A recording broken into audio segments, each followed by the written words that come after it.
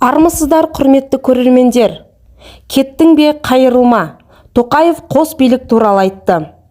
Президентке сіз 2019 жылы президент лауазымына сайланғаннан кейін елімізде қосарланған билік жүйесі қалыптастымыз деген сөз тарады.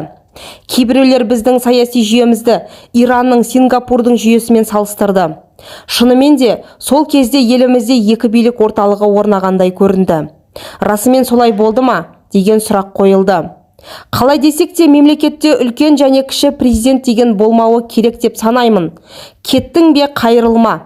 Болашақта ел тізгінін ұстайтын азаматтар осы жағдайдан сабақ алып, мұндай нәрседен қашық болуға және тек қана мемлекеттің мүддесі мен қоғамның береке бірлігін ойлауға тиіс.